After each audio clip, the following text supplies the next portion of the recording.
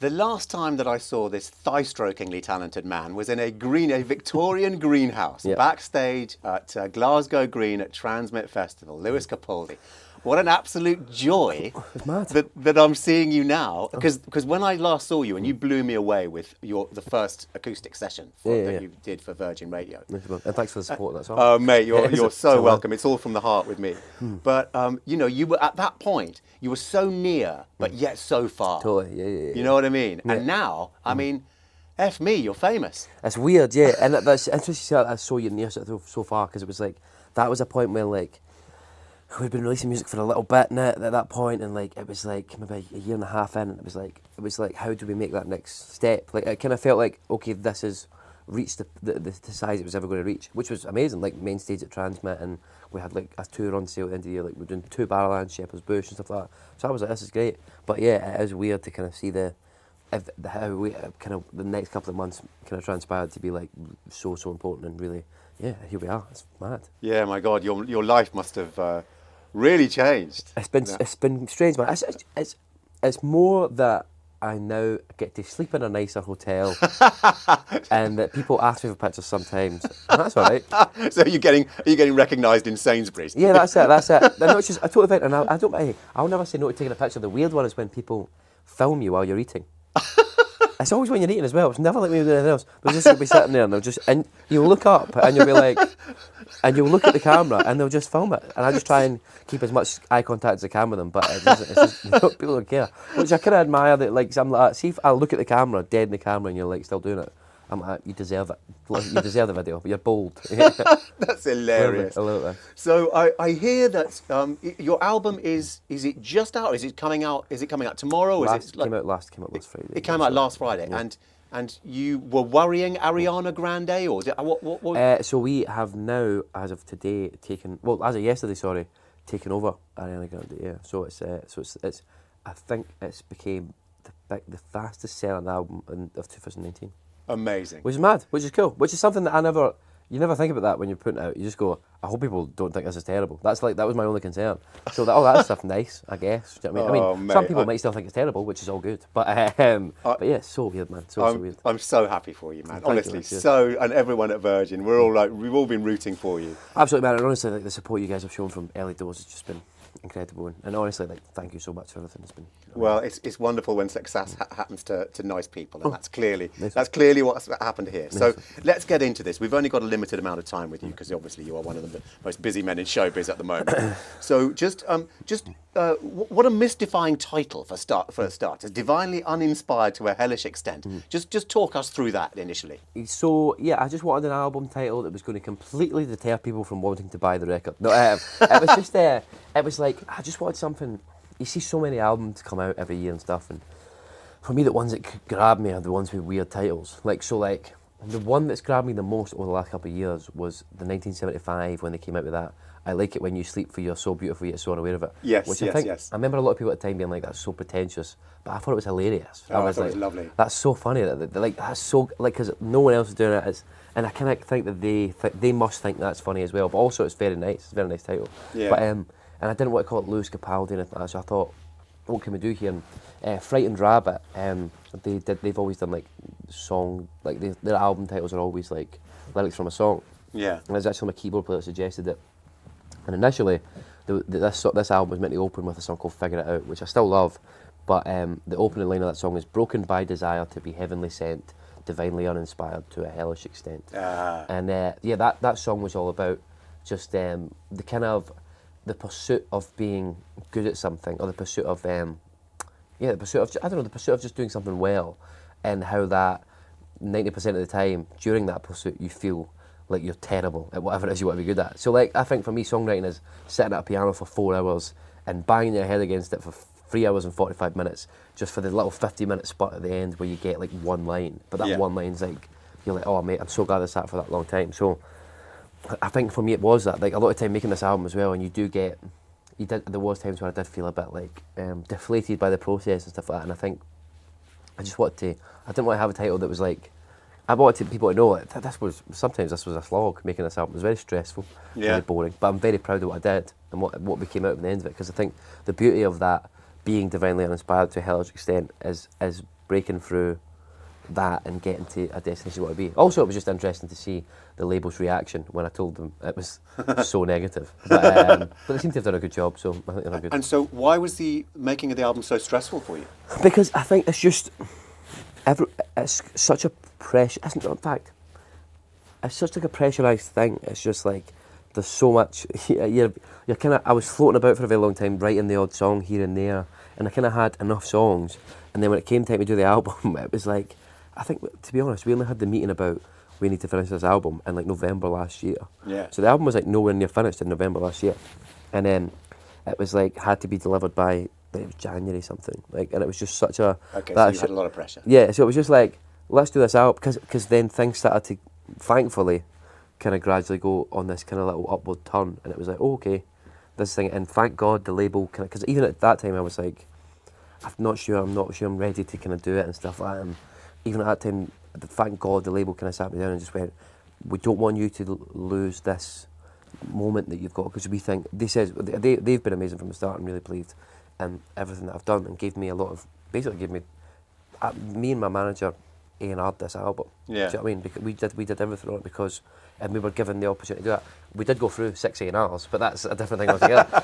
But by the end of it was just like a very free process of just, right, you guys do what you want. They let me talk about what I want, do what I want, but they says, we think here is where we step in and go, this is the time to make this album and this is the time to kind of finish it. And initially I was like, oh, I don't know, but I'm so glad they did, because obviously now it came at kind of the perfect time, and they forecasted that. But it was, that little space of time of that November to January was just full on, so stressful, that kind of whole section. So, but it was good, and I'm kind of glad that I did it that way, because I hate being in the studio, because I'm not a perfectionist by any means whatsoever. Which, if you listen to the album, you could probably tell. No, it's that kind of feeling of, I want to be on stage playing live. That's the whole thing I want to do, all I've ever wanted to do. And I think the fact that we were in the studio for that long, I would rather be in for like that 3-month period and be stressed and like be like, okay, let's go, and have to make decisions like on your gut, than have that kind of long time to stew in a studio and really be like, is this song even good anymore? Do you know what I mean? Yeah. So yeah, I'm kind of glad it was in that little spot, and again, so glad that the label were like, it's time to do the album now. Like, I think it's time. Do you know what I mean? So great. Well, you reminded me that as a kind of special treat, we are playing to your strength here in this album special in quite a unique way, and because you've done a session for us live, we're going to put some of the live tracks. Into this, which is great, and we're gonna let's get into it. But actually, first, I just wanted to focus on this cover. What a beautiful cover! Thank you very much. It's so simple and so beautiful, and we'll push past the fact that you look almost exactly the same as Jack White. Yeah, it looks good though. A good guy to look like. A good guy to look like. Handsome man. What a hero! Yeah, there you go. Exactly. What a absolute hero. All right, well let's get stuck into track one, and Grace is a song that we all know, and that was your. Was it your second single? It was it would have been. It came just after Tough. So I think, I don't know. In terms, it's weird because the way we release songs now, obviously, it's like we're putting songs out and we weren't saying single. Right. Okay. Yeah. But I think it was the first one we proper went, okay, we're going to let's put a proper video behind this and push like that. So I think that was probably the first one. Really, in my mind, Tough was the first one that came to me was Tough. And then so then Grace. What a lovely bridge on this. Well, nice one. Thank you so much. This track. So talk us through the track. Yeah. So basically, I wrote it last year, and it was like I was writing a lot of songs about. Well, I mean, you've heard the album. I was writing a lot of songs about heartbreak and breaking up with someone. So it was like, I just came out of the session, I was like, let's just write a song about falling in love with someone and just loving them and not being ready to lose them, and like just being that initial feeling. And so the album definitely gets off to like a confusing start, because everyone's like, oh, this is great, this is going to be an album that's upbeat and about love, and then you get to the song 3, 4, 5 and 6, 7 and you're like, oh God. So I like to I bring people into a false sense of security here. You don't even have to wait for 3, 4, it's like 2 is Bruises, which sounds really like you've been very unlucky in love. Yeah. Do it. It's definitely a very like, everything's great. No, it's not. It's like, do you know what I mean? So that song was just, I wanted something upbeat and ready to go, and I really like how it opens the album in terms of just, there's a piano chord and my voice comes in, and that's like, for me, is what I wanted to lead the album in. I didn't want there to be like an instrumental into the album, or like a cool, I mean, intros on albums can be amazing. Like the XX's intro is like iconic. But Yeah. for me, I just wanted like a straight in, boom, here we go, and you're off sort of thing. And You're setting your stall out, isn't it? totally, yeah, just being like, here it is. You know, I think you should know in the first line if you're going to like this album or not. Yeah. Because it's like it's got the kind of root piano and vocal and kind of melodic thing that sets it for the rest of the album. Do you know what I mean? And Right. and yeah, I just wanted the song. Plus, we open the shows with it, and it's like it just always gets off to a good start. Yeah, and then similarly, you're flowing straight into Bruisers, which is just you and a piano. Totally, yeah, absolutely. It's so stripped down. There's nowhere to hide, is there? 100%, and I think that was, see, for this whole album, I was kind of like, that we kind of wanted to do that and have it be, there's always going to be room to build on things, do you know what I mean? And there is some songs in here that are a bit more built up, but like, for the most part, it is, even the more up-tempo and full ones, are still kind of like pulled back a bit. I think for this album, I did want to just have, right, here's the first one, the songs, as minimal instrumentation as possible, and the voice, and hopefully that you should know, like I wanted people to get the very rawest version of it before they kind of, you know, I didn't want there to be anything getting in the way of things. Do you know what I mean? I wanted them to just hear those two things, the voice and the song, and just be like, okay, this is how I'm going to make my mind up. And yeah, with Bruises, that was like, when I wrote that song, that was March 2017 it came out, but I wrote that on my 20th birthday with a guy called James Up, and it was like, the only reason it was so stripped back was because we didn't have enough time to add any more instruments to it. And it was like, so we did it, and it was like, it was something, it was the first song I ever wrote on piano with James, and had that there, and it was just like, that kind of, I was writing a lot of songs that were very full, guitar heavy, stuff, and that's, again, stuff that I might release at some point, but there was just something about playing with the piano. Bruises really took things off on a tangent and started the kind of songwriting process for what would be this album. Do you know what I mean? It became that became the kind of cornerstone of the album to build around, if that makes sense. And of course, lyrically, you're setting out your stall as in, my love life is an absolute disaster area. Yeah, totally, and exactly. And it was one of those things as well, like James was like one of the first guys, I'm 20 years old at this point, or 19 turning 20, and James was like being in a room with someone else who just went, so what's going on in your life at the minute?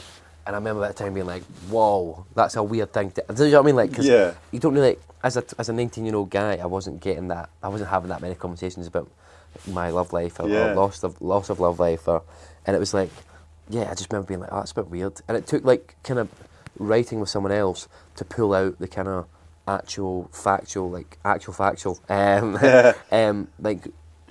songs in me. So because a lot of time I was kind of maybe making things up on songs. They would get maybe one or two that would be actually about me, and then, but for the most part I was just drawing on like random things, and then yeah, it was weird that it took writing with someone else for them to go, what's going on in your life, and me going, oh, okay, and then that kind of drew things out, and yeah, again, even lyrically, that really just, lyrically and sonically and stuff, really just opened up my kind of mind to like being like, oh, I can try and write songs like this, rather than, I don't have to do everything on guitar, do you know what I mean? I mean, I still can't, that's why the piano's so sparse, is because I couldn't do anything else. Yeah. So it's like, it's very bit. And don't you think that break-up songs are always more interesting than make-up songs? Totally, yeah, absolutely, because I think the thing about being, when you're sad, you think about it more.